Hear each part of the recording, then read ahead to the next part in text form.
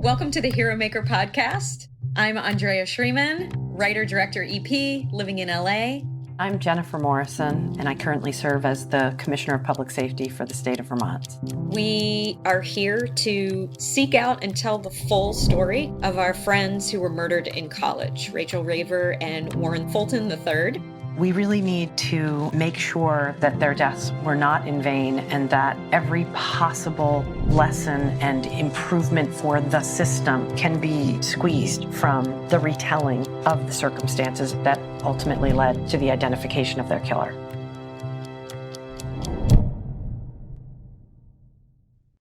So today you're going to introduce me to someone that I know very little about. Yeah. So two of the young people who were murdered by Alfredo Prieto on the West Coast, or linked to him, there was never a trial, are Stacey Siegrist and Tony Gianuzzi. And they were murdered on May 5th of 1990, a few months before that triple rape and abduction event that finally got him into jail. And this is Stacey's mother. We had been Facebooking, messaging a little bit, and she was just not ready. And then I was in touch with her again this week, and she was loquacious. I mean, she was just talking. It was all right there.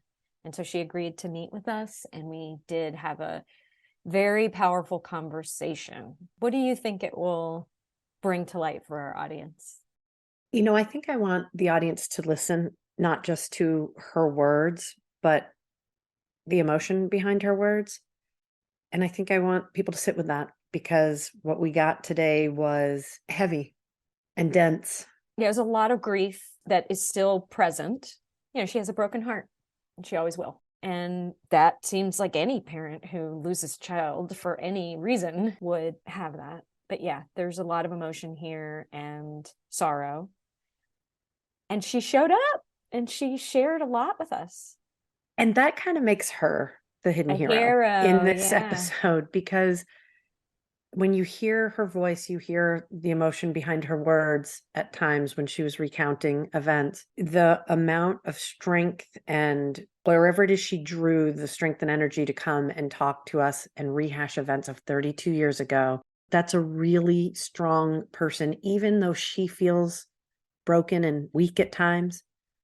We saw the strength she can bring and the resiliency that she has. And maybe she doesn't see it in herself, but we saw it today. So let's let our audience meet Galen. She was pretty amazing. Yeah, thank you for being with us, Galen. And here we go. Hi, Galen. Hi, Jen. I've been hoping to meet you. Oh, thank you. It's a pleasure to meet you. You're my blessing. Oh, thank you. That's very kind. I'm really anxious to learn more about your daughter and you. Right. And you know, I prayed for your mother. Thank you. Yeah, it's a tough time. She's she's doing this her way. She's going slowly. Yeah, so, like my mother did. Yeah, but every day is a gift, so we just do what we can. That's right. Thank you for coming together with us to tell your story and to introduce your beautiful daughter to us. Yes. Did you look at her picture on Googling? I have seen her picture. Beautiful girl. I would love for you to draw me a word picture of her, because I didn't obviously get the opportunity to know her when she was alive. And I feel keenly that only a mom can truly describe their daughter. She was a blessing. I'm not going to do this well. You're going to do fine. She was a blessing. She was always helping the homeless or the unfortunate, or as well as all of us. Yeah. Did you have other children? Yes, 2 sons, Dustin and Rusty. And was she first, middle, third? She was the oldest. Oh, wow. Okay. So you know what impact that has. Yeah, of course. Of course. And I'm sorry, was she 21 when she was killed? Oh my gosh. I got that question. She was born in 1970. I think she was just 20 or 19. Sure. 19. Wow.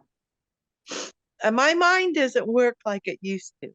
Well, girl, neither does mine, but I don't have the trauma that you carry. If I had notes, I'd do better.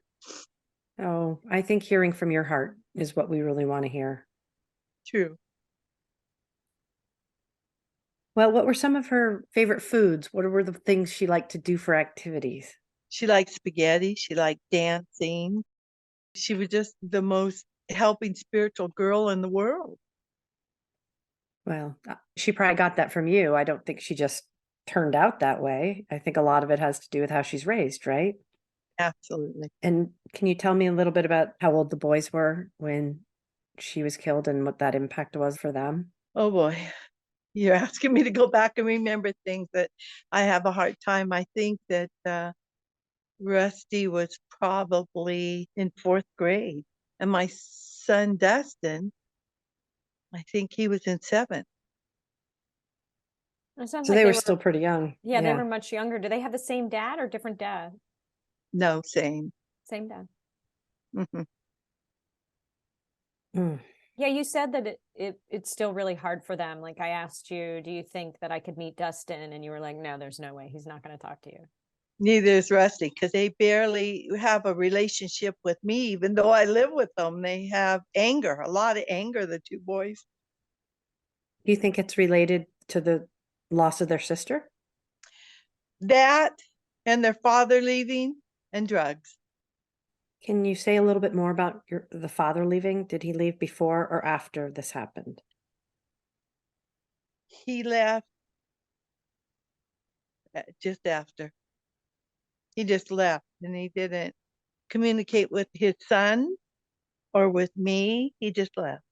Wow. I live with Dustin and my daughter-in-law and my grandchildren, and he now comes down and spends a week every year to see them. And that's all I can say. It's very hard on me.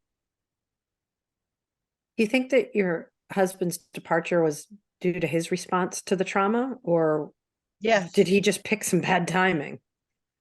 No, he was traumatized. Wow. Couldn't deal with it. I'm really curious, Galen. So thank you for all these heartfelt responses and for digging back into your memory for us. I'm very curious, how much were you in touch with Stacey at the time? Did you know right away that she was missing? How did you find out? Like, what was that process? Well, my sister Colleen was in the hospital, and she called me and she said, have you heard from Stacey? She's always talked to me every day. And I said, no, I haven't. And we found out on,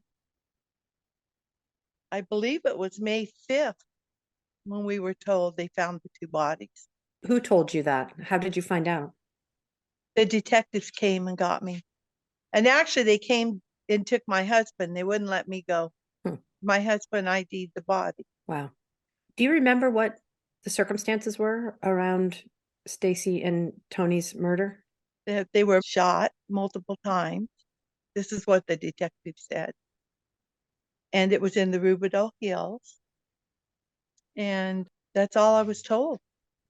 And for a long time, we didn't know really. I still don't know how it all happened. I still don't have those facts. That must be very frustrating.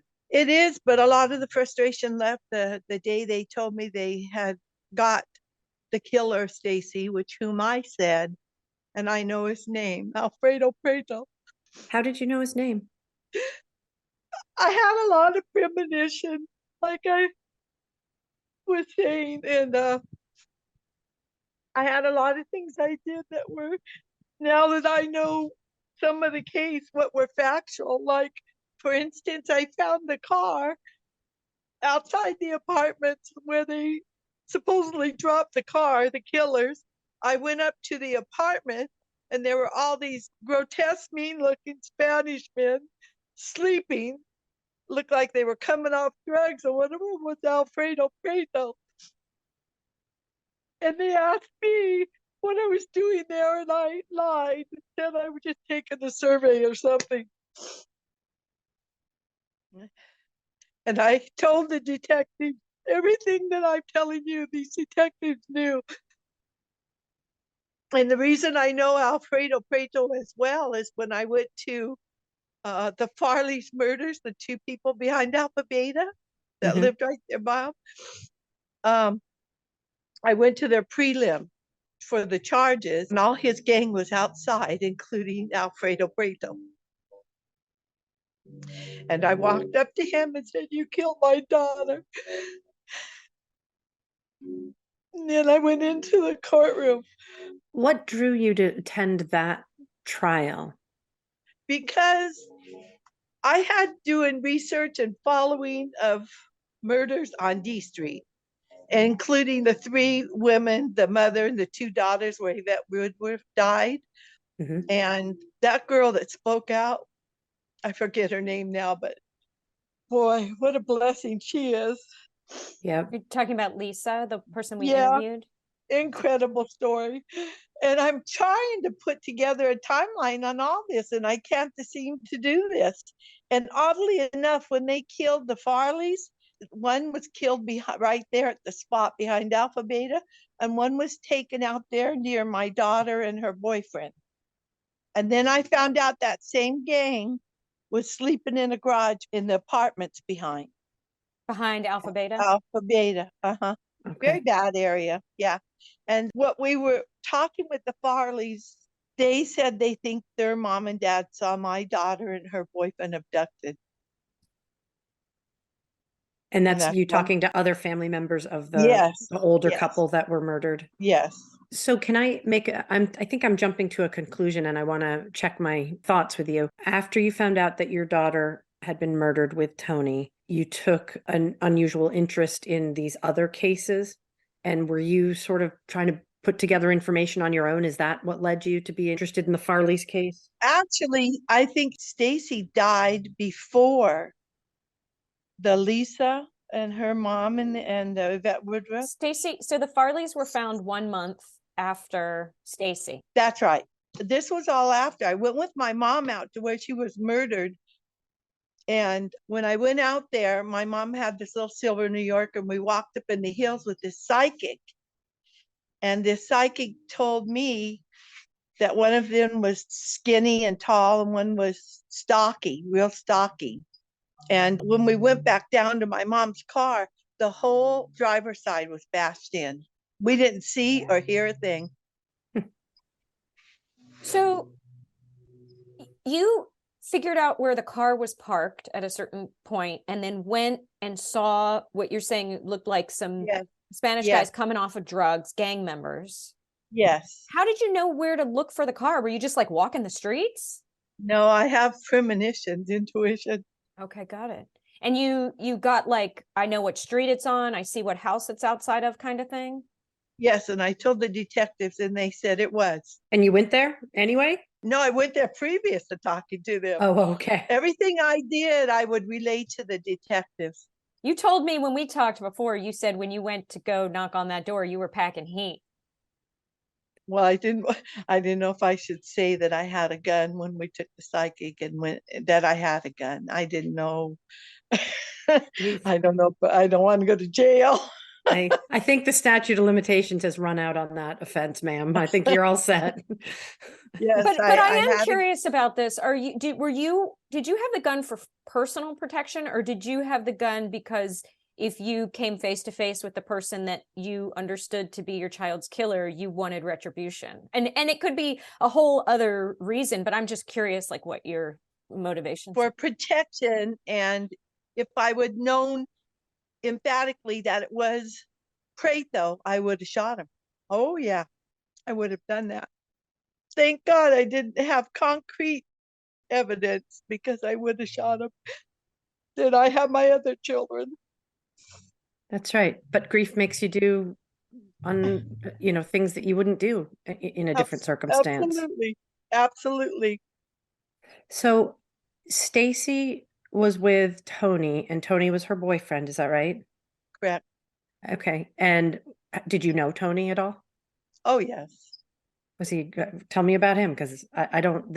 One of the things is that Andrea has done a ton of research about Rachael and Warren's murderer, right? And all of the Right. related cases. And I have Right. not, but that was intentional so that as we meet fascinating people like you, that I can learn with fresh eyes about the people that were interconnected. So tell me a little about Tony. Tony was a very nice guy. He worked for my husband in construction, and Stacey and him were joined at the hip. What can I say? I didn't know him that long. Just the short time that I did know him, that's what I knew. Did he have family locally? Was he a local kid as well? He was a local kid, and his father worked for the sheriff's department. I think it was in uniforms or something. I tried to connect with him, and he wouldn't talk at all. Yeah, I actually met Gene Gianuzzi before his passing. He passed like 2 years ago. Oh, did he? That's Tony's dad. I did Yeah. have the privilege of meeting him and talking to him, and obviously everyone was responding to grief in their own way. And Yes, yes. it seems like the places he felt most safe communicating were with his former police buddies, sheriff buddies. Right, right. Yeah, I mean, Right. he had a hard time, I think, even talking to his own family, and we'll hopefully get to talk to them soon. But I dropped it because I didn't want to intrude, like you say. But I kept going. Yeah, sounds like you did. I kept going. Can you tell me a little bit more about how, I'm going to call it the system, the criminal justice system? What was your experience like? How was your interaction with the police? How was your interaction with the rest of the team as these different cases became intertwined? Just wanted to hear your perspective on how the system treated you.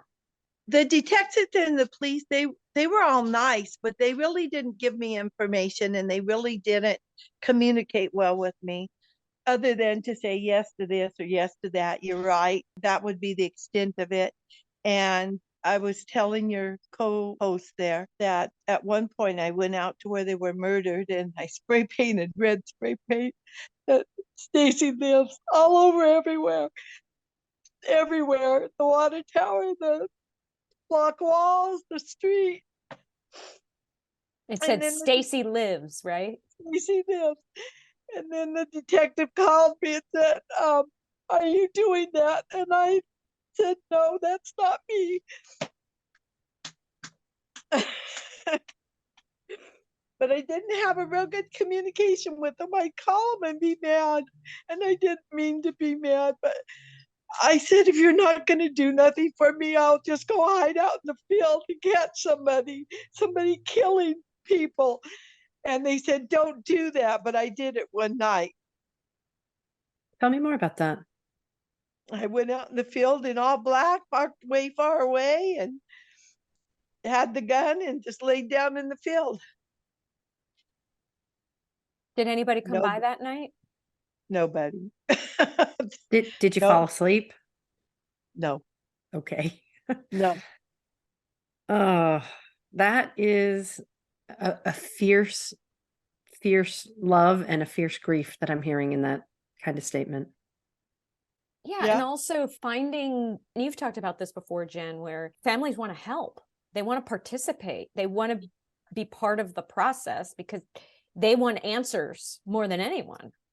And it really sounds, Galen, like you were pursuing those answers and trying to find ways to channel your energy.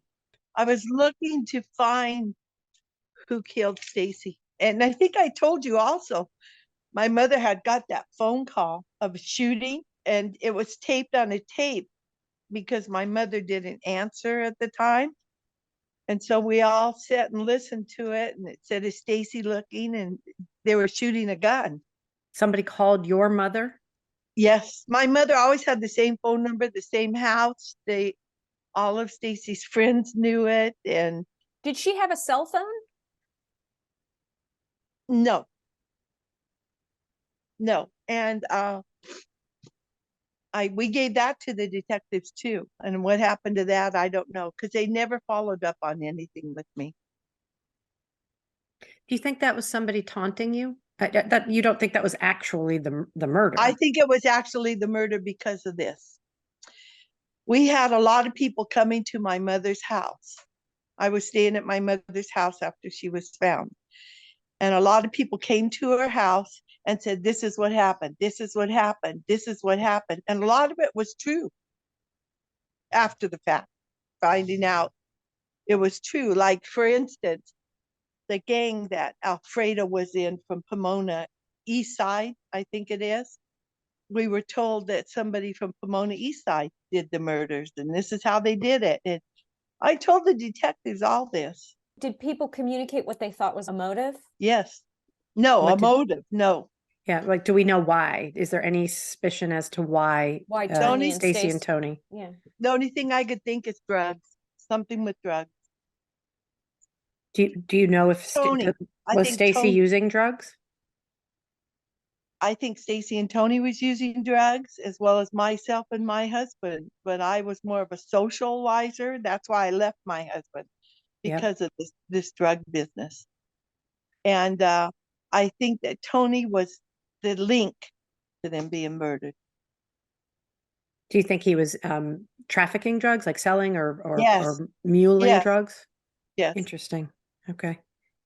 Did he have, oh no, you said he worked. You said he worked for your husband. So he had other employment? I don't know. All I know is that if I'd go on the job, my husband was in construction and they would be there and he would be working. And so would Stacey. Oh, was Stacey working in the construction industry? Just with her father. He had different jobs. It could be houses or tracks. It didn't matter. Wherever the job took him. Got it. I'm just curious, and obviously this is kind of personal or whatever, but I'm curious, when you say drugs, that to me is like this, it could be anything from like marijuana to crack, which was kind of popular in those days. What it was marijuana and speed. Okay, got it.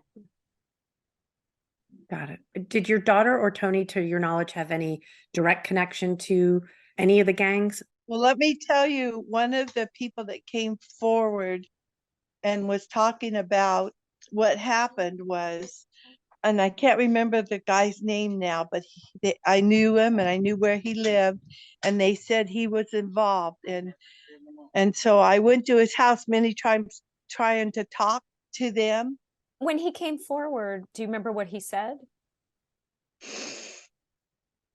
Yeah, he told me, get out of there. Quit bothering his mother. His mother was more forthcoming on talking to me. Did any of the court proceedings with either the older couple or Tony and Stacey, did any of them yield information that in your heart, this is how it went down, or this is why Stacey and Tony were murdered? I only know what I heard from people, and that they were covered in a truck and taken out and shot to death in Harupa. That's all I heard. And that sounds like an execution. Right. This is what come up too. And then that person that I'm telling you about, he's a gangster too. And I was trying to really connect to him, and because I heard that they were taken in a truck, and oddly enough, he had an old truck tarp there. So it just made me persevere on bothering them more. And you said that his mother did have one night where she kind of opened up and talked to you. Can you say a little bit more about what that interaction was like? The mother was nice, and she said Stacey and Tony were there, and then they all left. That's all she said. That Stacey was a very beautiful, nice girl. And, and she talked normal. The gangster son, different story. So what I'm perceiving as I listen to you talk is that you still have a lot of unanswered questions. Oh, a lot. What is on your heart now about all these events from many years ago? If you could wave a magic wand and have answers, and what would you want? What would you want to hear? What would you want to know? I would like to know the story, how they took them, the story. I never heard the story. So you never heard the actual, how they got from point A to point B to the field, who did what? Do we know who pulled the trigger on your daughter and Tony? I don't, but in that phone call that I was talking about, there was the name Frank. But no, I do not know. I don't know. All the detectives asked me was, did she normally wear her socks outside of her pants? And I told him, yeah, she pulled them up outside of, when you wear little workout pants. And that's all they said. That's all they said. But then finally, I got that she was raped, and all I know is multiple gunshot wounds. But the thing about it is, I had heard from somebody, and I don't remember who it was in my dealings back then. And I did something with all the journals where I kept notes. And I heard that when you're in the service, they shoot you going downward toward your spine. So they immobilize you, but don't kill you. That's what I heard. That is interesting. I mean, we know that, Jan, that's how, maybe not exactly the same thing she's saying, but that's how Rachael and Warren were shot, were from behind. Remember, we talked about this? At a downward angle. And you in particular said, if you want to take care of somebody, that's not how you do it. That's right. And so maybe it was intentional to paralyze them and have it be some kind of slow death as opposed to immediate. I think for the rape, that's what I think in my mind. To immobilize the girl and rape her. It paralyzes the person, but yet they're alive. Horrible, huh? Yep. Very horrible. Was there a community that rose up around you? Anybody that helped take care of you and your family after this horrible event? My family came together when it happened, and they ID'd Stacey. Like I said, they held me back, but my husband went with the detective. And after that, no, I can't see where I had any help. I went to churches and talked to pastors and things of that sort. I took my little boys, to church sporadically. We didn't really have a church. And that was about it. Was there a victim advocate or anyone assigned to your case to support you from either the police department? Not that I know of. Nobody ever stepped forward. And that's not real supportive. If you don't know of it, then I'm guessing it didn't exist at the time. Probably not. When you think back to the aftermath of the murder and then the intervening years that led to the trials, was there anyone who stuck out at you as sort of like, oh, that's someone I can depend on? Were there any hidden heroes in the landscape, or did you really have to go this alone? I did it all alone. I never knew till I got the final phone call. I think it was 10 years later about that. It was Alfredo Preto, but I told them the name before they even said it. And you said that came to you in a premonition? I just knew it was him from all the articles and the pictures from the other cases. Yes. But I knew it was him. When I went into that court and I saw him with all his gangsters, I walked right up to him. I knew it was him. Just like I knew where the car was left. I just knew it. And something else that was interesting is I think Dee Dee Raver's car matched Tony's car in color and everything. Oh, you mean Rachel's car, the brown Toyota Corolla? Yes. Tony had one too. Tony had one too. But I think his was a Nissan. I'm not sure Nissan or Corolla, but it was brown. And then I had a carload of Spanish guys come to my house. And I looked out the window and saw them. One came to the door and asked me if I wanted some drugs. And I said no. And then oddly enough, I was working at this motel, and Stacey and Tony came, and I rented them a room out of my money myself, put them in a room. And then these people came in a car again, and it was the same people looking for Stacey and Tony. They didn't call me out by name or nothing, just said, do you have these people here? And I said, no. And like I said, I passed all this on to the detectives. I'm getting the sense that you're being kind about how the police interacted with you. And it's probably no secret that I was a police officer for most of my career. I wonder if you could just say really openly, how could they have handled your situation better in a way that would have been more supportive to you? Talking to me more, communicating, just communicating. I was communicating to them from my end, nothing from them.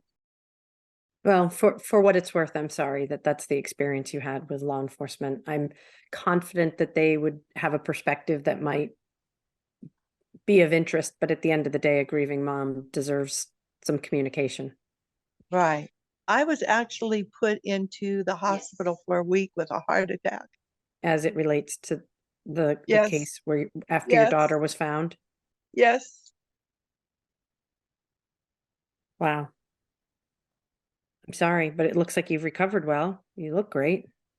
Oh, that's so kind of you. It's That's kind true. of you.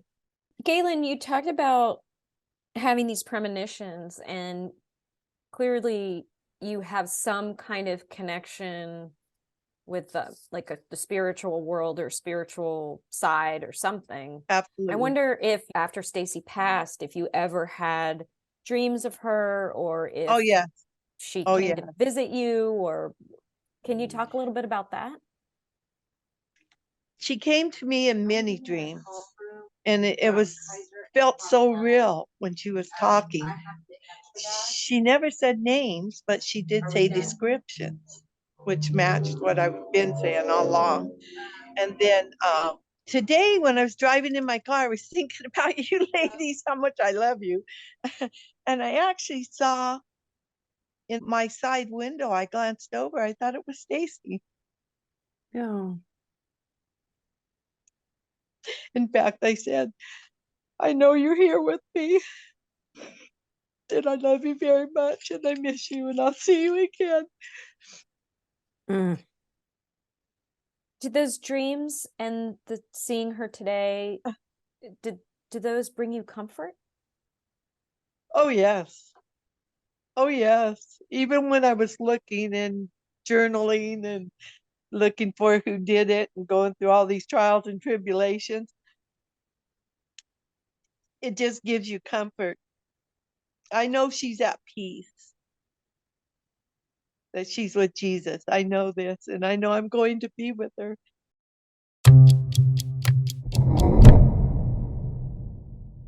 If you or someone you know is connected either personally or as the result of violent crime to Alfredo Prieto, a convicted rapist and killer who lived in and around San Bernardino, California, Arlington, Virginia, and Jamaica, Queens, New York between the years of 1984 and 1990, we'd like to hear from you. Please email us at info@theheromakerpodcast.com.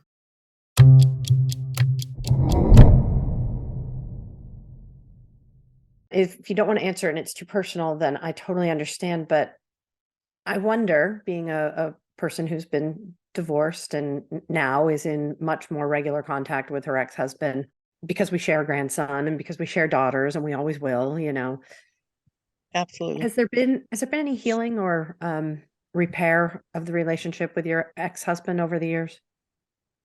No, not really. I do all I can to.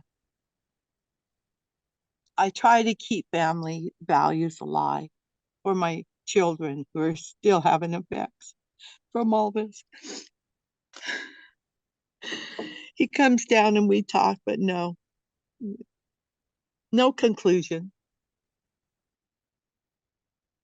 Because victim services has come so far, there may actually be something available for the members of your family, for anybody, you or your sons or your sister, that are available today, even though it's been a number of years.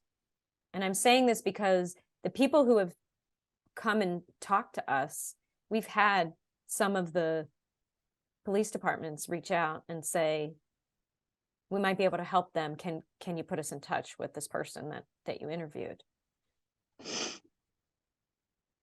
Like the Ontario Police Department? Is that what yes. Yeah. Or the Riverside Police Department? I'm talking about Ontario, but Possibly Riverside. Rubidoux, where their bodies were dropped. I believe that's Riverside. I believe that's Riverside too. Yeah. I know they never want to force something on someone. They want to make sure that it's a service that you would be interested in, just to find out. I don't know how it could help me. I know it won't help my sons. They've turned their backs on all this. And you can't make people do things they don't want to do. And as far as Colleen, I don't know. As far as me, I'm going to cry till the end of my days. Oh, I'm retired and I'm working still and doing well, other than I cry a lot. But you've weathered all of it by yourself, right? Yes, my heart's broken, yes. I think, Andrea, we should make a couple inquiries and forward whatever information we come up with. And Galen can choose to make the contact or not. Of course, we don't want to push anything on you, but you never know what service might be out there that could help you have an even brighter later part of your life. Right. I don't know if it can get any brighter. I'm 74. I live with my grandchildren, and that's my brightness. That is a pretty great piece of brightness, isn't it? Yes, it is. How old are your grandkids? 27, 12, and 7. Wow. All right. That's wonderful. I do have a connection with my whole family. It's just not something that you would have hoped for. You know what I mean? You look at the statistics for the survival rate of marriages after major events like the death of a child, never mind the traumatic, gruesome death of a child. The odds are pretty low of marriages surviving. And as we already mentioned, everybody processes grief in a different way. So it's clear that this event not only derailed, you as a parent, but it derailed both you and your ex-husband, and it has had a deep and long-lasting, the whole family, long-lasting impact. The whole family. And Stacey's cousin, April, she's been a great help to me. She's my niece, and she was close with Stacey. I have poems. When they found Stacey, I went in our family Bible, and she had made me an Easter poem with a little rabbit hanging from it in pipe stems or whatever you call them. That's so special. Yeah. And I have poems that people have wrote for Stacey and good friends, boyfriends, whatever. Now, I know you've had your own way of coping with the loss. What would you say to a mother who might have lost a child to gun violence or to violence? What might you have to offer them? Be strong and be loving, and know that this was somebody that took their life. Wasn't anything to do with them. And be spiritual, be with God, Jesus, and talk to him a lot. And you're going to live with this for the rest of your life. Your heart's going to be broken. That's it. You've made it. I mean, you've made it through. Yeah. Well, I'm still living, but I'm making it. But yeah, I have a lot of anxiety from it. But I have anxiety also from my mother dying. I caregived my mother for many, many, many years. I have anxiety. Anybody heartfelt, I have anxiety for. That's the kind of person I am. That sounds like a lot of love that you have. It is. And I'm known as the unbreakable angel. Oh, I love that. That should be the title of the episode. The Unbreakable Angel. That's who I am. And my niece knows it. My family knows it. And I want to ask you, will you send me where I can connect for each podcast that you've done? I love listening to them. They're helpful. Oh, that's so nice to hear. Yes, we can definitely send you maybe I'll do an email with all the different episodes. And you can click on each one. Yeah. I love listening to them. people with their experiences. And could you say that girl's name was Lisa? Yeah. Good Lord in heaven, what she lived through, and had presence of mind to do what she did. Yes, she's a true hero. There's no doubt. Oh man, you got that right. Very much so. And if she ever wanted to talk to me, I'd love to talk to her. Okay. All right. And you've met Dee Dee, haven't you? Dee Dee Raver? I have not met anybody on that side because I'm in California and they're back there in New York. Yes, the crime happened in Virginia, but Dee Dee lives in New York. We used to communicate a lot. And like I was telling Andrea that she sent me a card that really helped me about these Howard Angels. And there were paintings or figurines in some museum. And I lost that too over the years. And I still think about those. And I was wondering where she got those from, but I don't know if that can ever come about. So you never met her face to face, but you have been connected. Yes. I would have liked to went to that. No, the trials? Probably, yes, I wanted to do everything, but then I thought to myself, I have 2 little children standing here, so maybe better not, but I wanted to. Yeah. Is there anyone you can think of that we should talk to? Because again, part of honoring our friends, Rachael and Warren, is learning about the interconnectedness with families like yours, with all the tangled web that surrounds Alfredo Prieto. Can you think of anyone we would want to talk to? Well, Andrea asked if Colleen would talk, but I have not connected with her yet on the issue. Who's Colleen? My sister. She's the one that really went around and researched and looked like I did. My sister Colleen, she was a detective, and so was I in my book. Yeah. She was my close one. Oh, okay. Well, I can't tell you how much I appreciate not just the time, but the candor and the openness that you've given us. This is very much a powerful interview and discussion. All these years later, I say that with deep respect. We're talking 32, almost 33 years later. And I can hear in your voice how this still continues to impact you. And as a mom, I can't imagine. As a mom, I just can't. So, yeah. It's very, very, it's like your heart was broken and there's a part of it sitting in your chest, heavy. Like a part of your heart broke off. Yeah. Do you know that that you're forgiven? Yes, I'm with Jesus. I know. It doesn't matter. You lose a child, and this is what happens. This is what happens for the rest of your life. My prayer for you will be that you continue to find peace in every spot you can find it. And I know your broken heart will never mend, but sometimes when something breaks, the cracks get filled with hope and joy and grandchildren, and looking forward to that day when you will see your daughter again. I'm thankful for you ladies and blessed with you ladies. And I hope your mother's prayers are answered. Thank you. And I love you guys. And I'll probably call you. Please call do. Me, Galen. You've got my number. We'll send you an email with all the episodes linked, and then we will see what we can dig up for potential resources if you're interested. Lovely. I am interested. Lovely. I'm with you guys on the work you're doing. I'm with you 100% heartfelt. Thank you so much. You get back to work now. I don't want you to get fired on our account. Okay. All right. Thank you, ladies. God bless you, Galen. You too. Bye-bye. Bye. Bye. Thank you.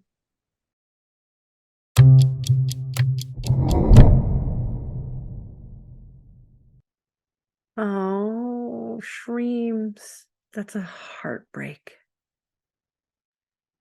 It's okay though, but this is real, and our audience needs to hear that this is real. This is the impact of this evil. This is where evil leaves people. I mean, think about what we know about Lisa's mom. Never living a full life again, housebound, but for her ritualistic walk to work or get to work. Figured out how to get all her groceries delivered, doesn't even have to go to the grocery store now. And Galen, who's she's living, as she said, I'm getting by, but she'll never stop being heartbroken. Yeah. I always want to leave everyone that we speak to better than we found them, to have the conversation with us mean something, to take some of their pain, or to have something transmute for them so that it is meaningful for them, not just like us digging for, answers. Right. I'm not sure if we left her any better. Well, let's try to get her what we said we'd get her. And who knows? What if she did get connected to a counselor who knows something about trauma that she doesn't have to pay for and worry about the expense of it? And then she said listening to the podcast brings her some peace. Comfort. Yeah. Comfort. Yeah. We can't fix everything, kid. But we can try. No, we sure can. We sure can. But I really appreciate Galen's time. That was heavy, but necessary, because it is the reality of this case that we can't always find a hidden hero in every episode, and we can't always walk away with a tidbit of best practice for the future. Sometimes we just have to sit with the reality and let it sink in.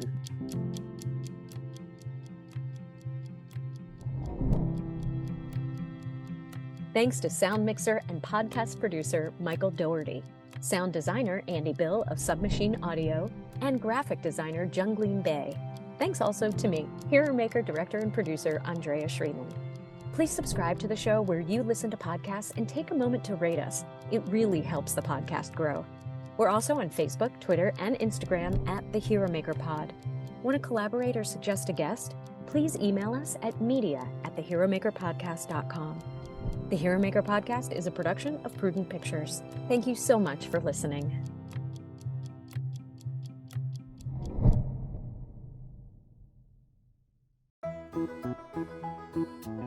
The Williamson County Cultural Arts Commission of Franklin, Tennessee wishes to thank our men and women in blue who help us deliver safe and fun family and community cultural events year-round, including one of the only authentic bluegrass festivals in the country.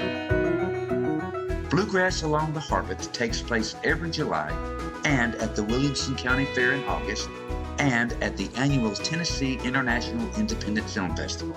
Check out our full calendar of events at wccac-tn.org.